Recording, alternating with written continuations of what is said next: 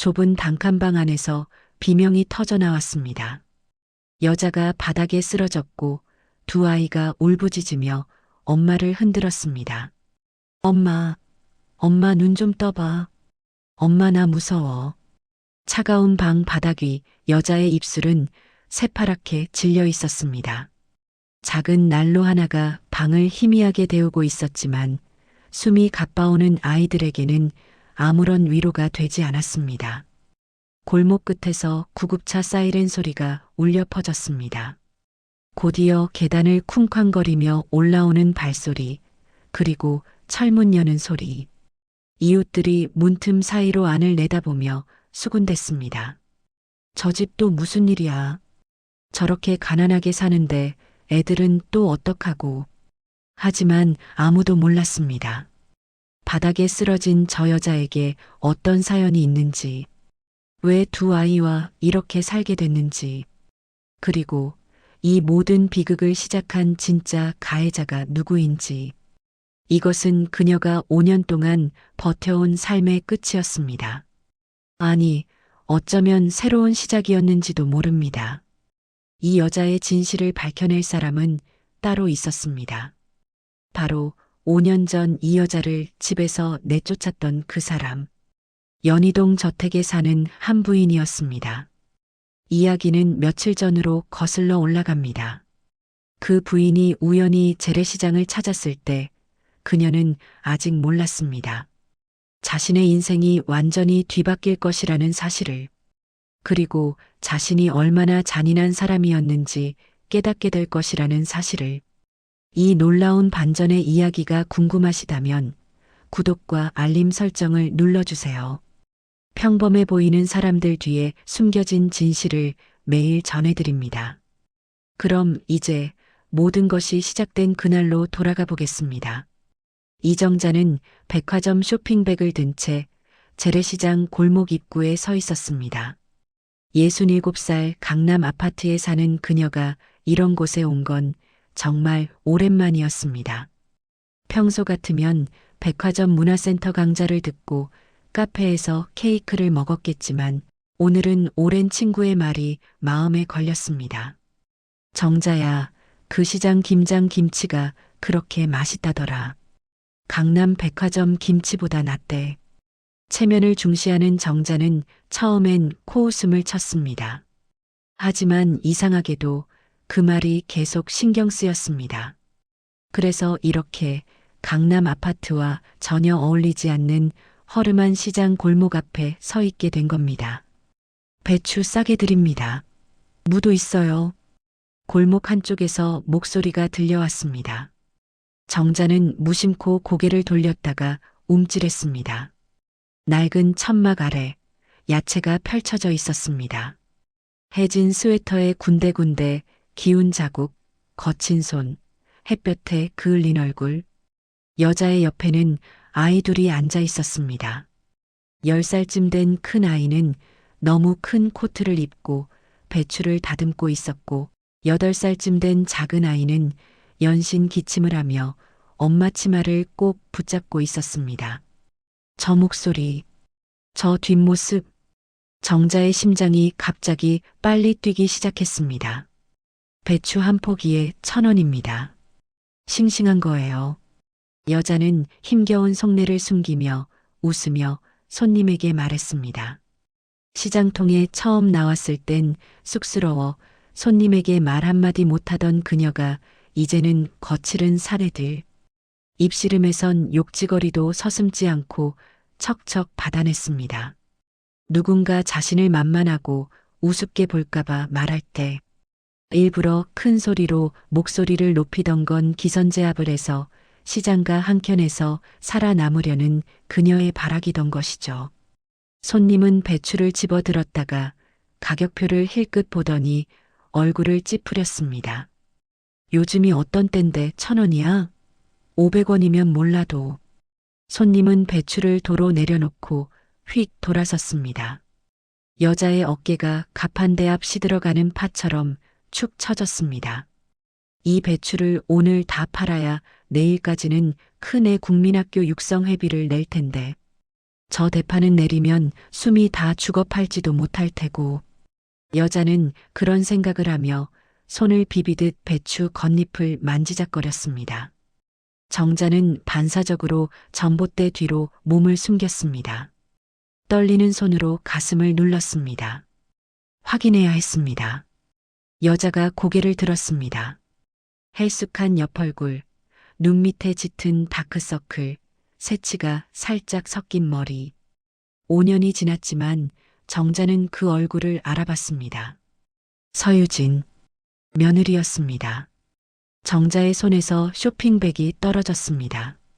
쿵 소리가 났지만 신경 쓸 겨를이 없었습니다. 온몸이 얼어붙었습니다. 큰 아이가 작은 아이에게 속삭였습니다. 서윤아, 조금만 참아. 엄마 장사 끝나면 너 군고구마 사줄 거야. 오빠는 안 먹어? 나는 괜찮아. 너 먹어. 거짓말이었습니다. 오늘 도시락을 싸가지 못해 학교 수도가에서 물로 배를 채운 탓에 큰 아이. 준우의 배에서 꼬르륵 소리가 났으니까요. 유진은 그 소리를 들었지만 아무 말도 하지 못했습니다. 입술을 깨물며 손에 쥔 검은 비닐봉지만 구겼습니다. 체면 따윈 이미 잃어버린 지 오래였지만 아이들 앞에서만은 어떻게든 웃음을 잃지 않으려 애쓰고 있었습니다. 정자는 전봇대에 기대 그 모습을 지켜봤습니다. 눈물이 흘렀습니다. 믿을 수 없었습니다. 5년 전 금고에서 돈을 가지고 젊은 남자를 따라 도망쳤다던 며느리.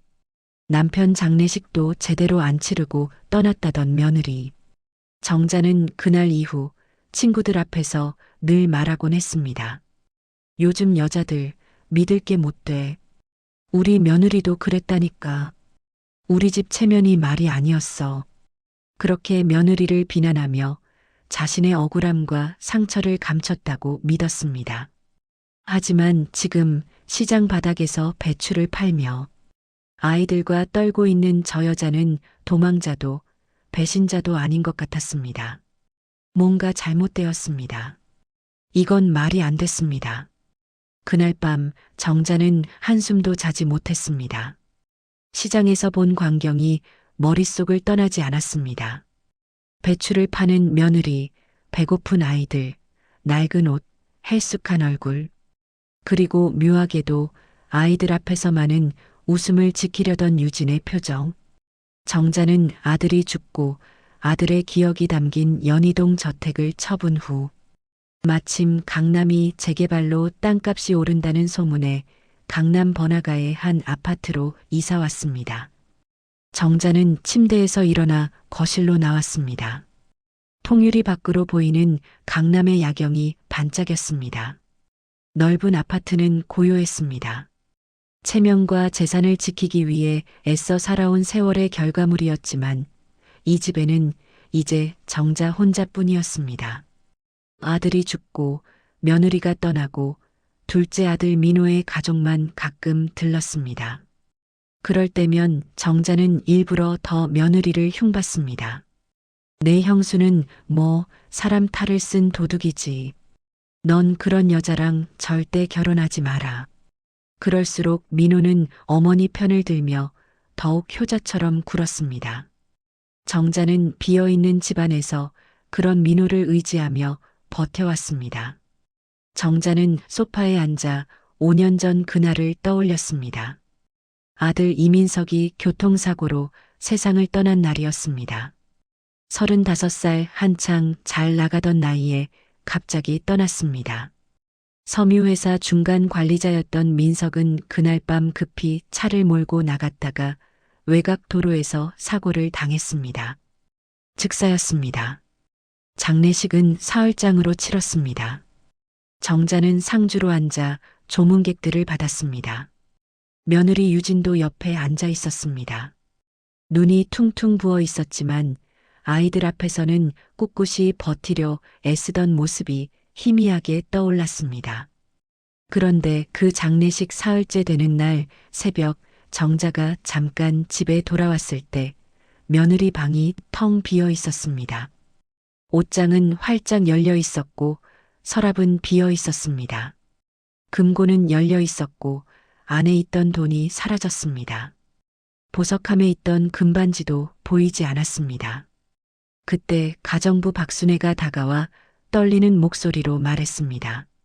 사모님, 새벽에 택시 소리 들렸어요. 젊은 남자 목소리도 들렸고요. 며느님이 큰 가방 들고 나가는 것도 봤어요. 그 말은 정자의 머릿속에서 진실이 되었습니다.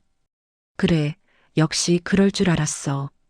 우리 집이 만만했지. 정자는 며느리를 원망했습니다. 그 후 5년 동안 단 한 번도 연락이 없었습니다. 오히려 사람들 앞에서 며느리를 욕하며 자신이 피해자라고 굳게 믿었습니다. 하지만 오늘 시장에서 본 며느리와 손주들의 모습은 그 진실을 흔들고 있었습니다. 돈을 가지고 도망친 사람이 이렇게 시장 바닥에서 배추를 팔며 아이를 굶길 리 없었습니다. 정자는 창밖을 바라보다가 천천히 결심했습니다. 5년 전 그날 뭔가 있었어. 내가 놓친 게 있어. 정자는 천천히 옷을 갈아입었습니다. 고급 코트를 걸치고 핸드백을 들었습니다. 체면을 지키기 위해 골라 입던 옷이었지만 오늘만큼은 다른 이유로 코트를 걸쳤습니다. 가야 할 곳이 있었습니다.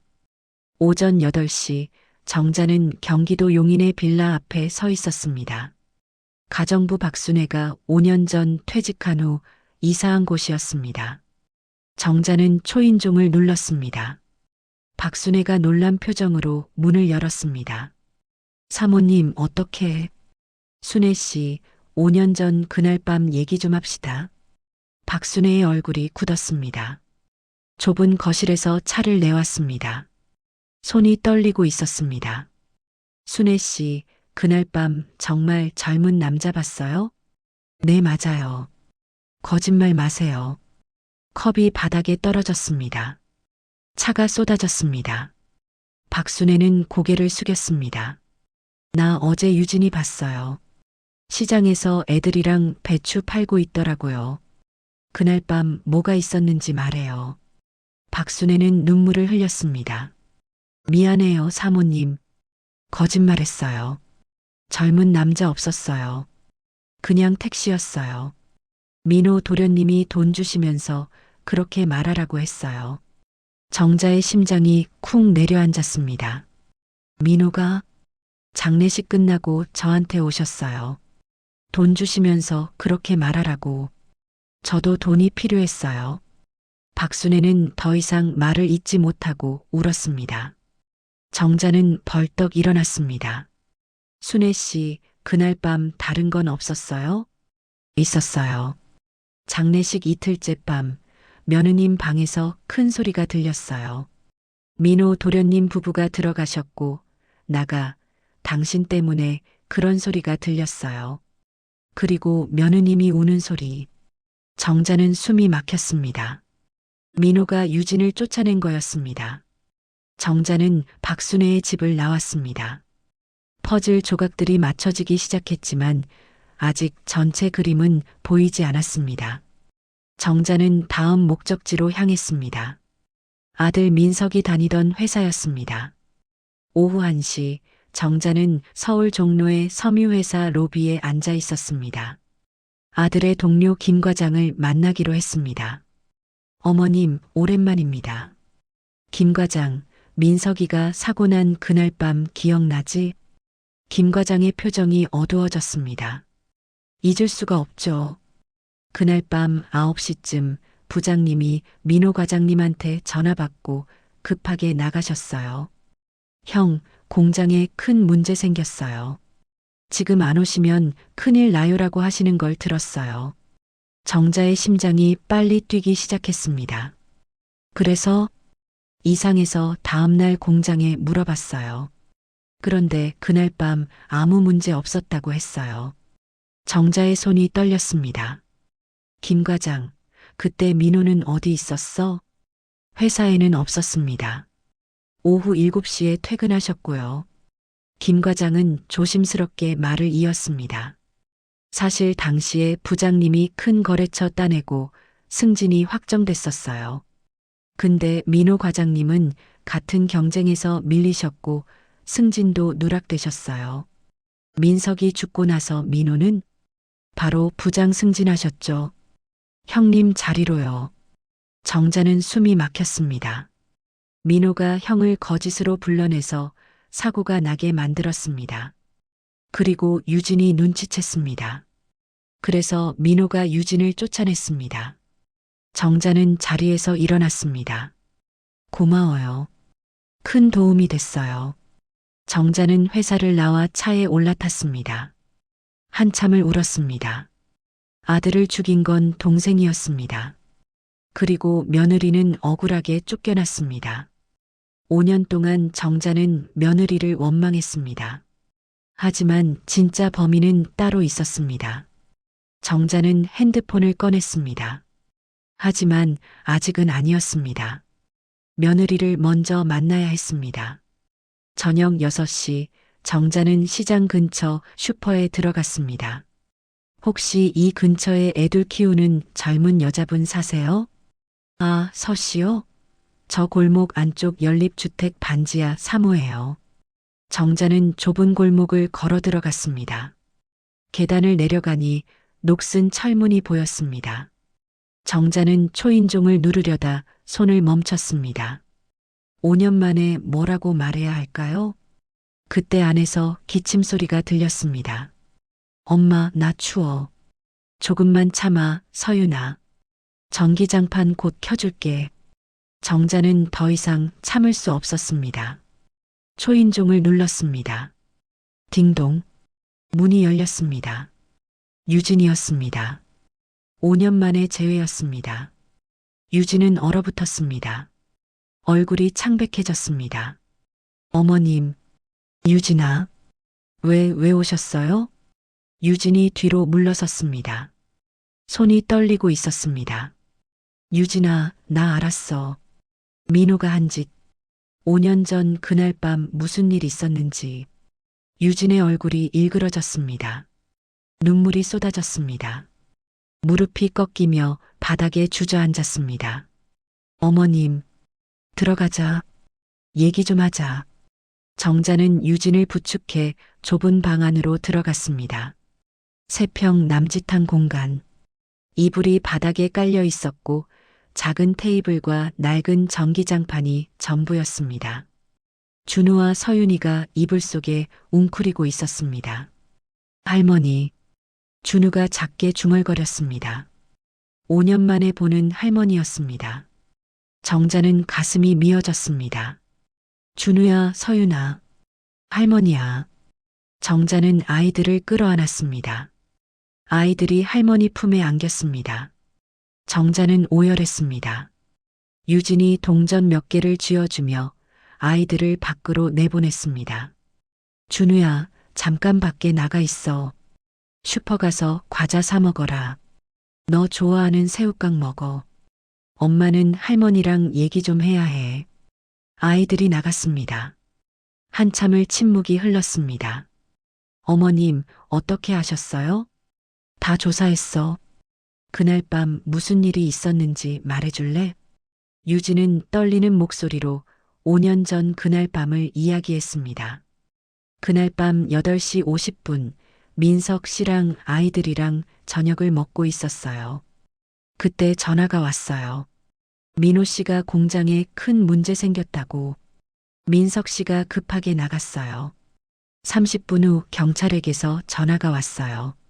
남편이 사고를 당했다고. 유진은 눈을 감았습니다. 장례식 이틀째 밤 갑자기 궁금해졌어요. 정말 공장에 문제가 있었나?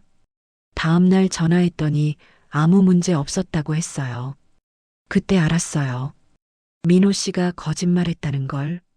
그래서 회사 동료들한테 물어봤어요. 민호 씨가 승진해서 밀렸다는 얘기를 들었어요. 장례식 이틀째 밤 저는 민호 씨 차를 확인하러 갔어요. 트렁크에 기름 묻은 헝겊이랑 장갑이 있었어요. 유진의 어깨가 떨렸습니다. 그때 뒤에서 민호 씨 목소리가 들렸어요. 형수님, 뭐 하세요? 민호 씨가 웃으면서 말했어요. 그게 증거라고요? 경찰 가겠어요? 나 변호사 친구 많아요. 선택하세요. 조용히 나가면 아이들은 안 건드려요. 그래서 나간 거야? 유진이 고개를 끄덕였습니다. 그날 밤 어머님께 말하려고 했어요. 그런데 어머님 방에 민호 씨가 먼저 들어가 계셨어요. 그리고 어머님께서 우리 집 체면을 망쳤다. 당장 나가라고 하셨어요. 정자의 눈에서 눈물이 터졌습니다. 자신이 그 말을 한 기억이 떠올랐습니다. 전 어머님이 제 편일 거라고 믿었어요. 한 번이라도 진짜냐고 물어봐 주실 거라고.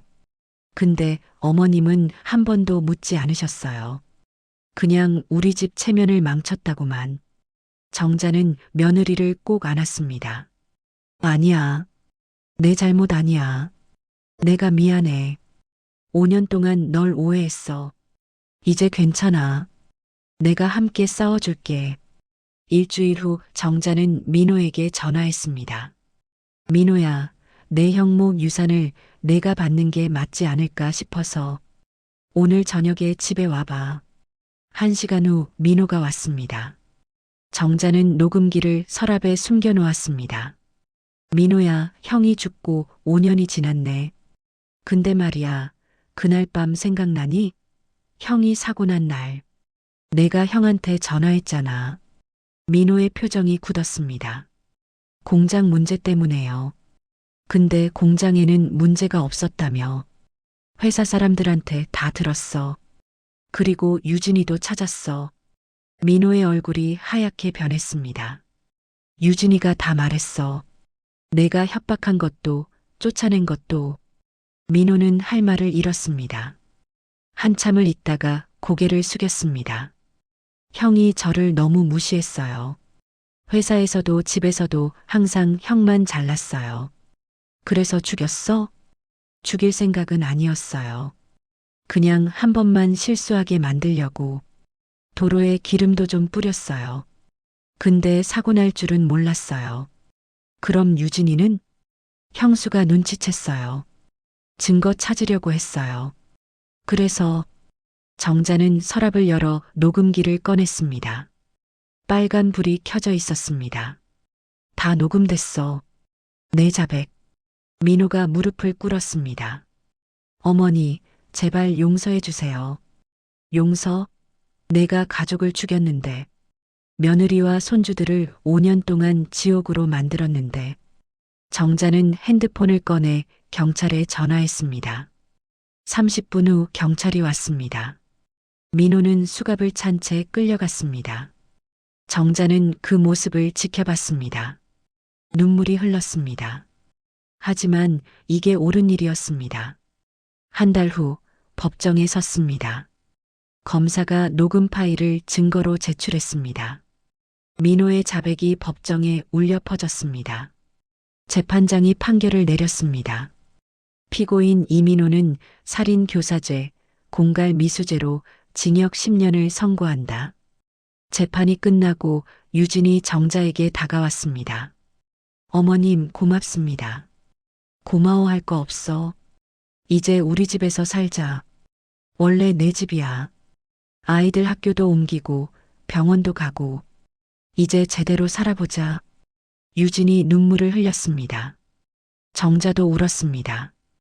6개월 후 정자의 집 거실에서는 웃음소리가 들렸습니다.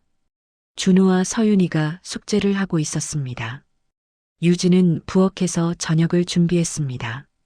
서윤이가 할머니에게 다가왔습니다. 할머니, 오늘 학교에서 칭찬받았어요. 그래, 우리 서윤이가 그림 그리기에서 1등 했어요. 우와, 대단한데. 준우도 웃으며 말했습니다. 할머니, 저도 시험 잘 봤어요. 90점. 아이들이 환하게 웃었습니다. 정자는 그 얼굴을 보며 행복했습니다. 저녁 식사 시간이었습니다. 네 사람이 식탁에 둘러앉았습니다. 유진이 만든 음식들이 가득했습니다. 준우가 밥을 먹으며 말했습니다. 엄마, 맛있어요. 서윤이도 행복한 표정을 지었습니다. 정자는 그 모습을 보며 눈시울이 뜨거워졌습니다. 6개월 전 이 아이들은 군고구마도 못 먹었습니다. 이제는 마음껏 먹을 수 있었습니다. 밤이 깊어갔습니다.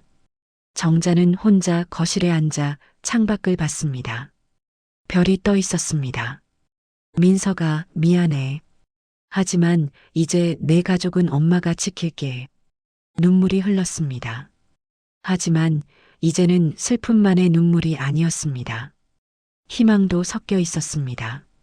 정자는 아이들 방문을 살짝 열어봤습니다. 준우와 서윤이가 평화롭게 잠들어 있었습니다. 따뜻한 이불 속에서 더 이상 추위에 떨지 않아도 됐습니다. 늦었다고 생각할 때가 가장 빠른 때입니다. 진실은 언젠가 드러나게 돼 있습니다. 그리고 가족의 사랑은 어떤 시련도 이겨낼 수 있습니다. 용기 내어 말 못한 것이 있다면 미안하다고, 사랑한다고 오늘 말해보세요. 아직 늦지 않았습니다. 가족의 진실한 사랑을 느끼실 수 있을 거예요. 시청해주셔서 감사합니다.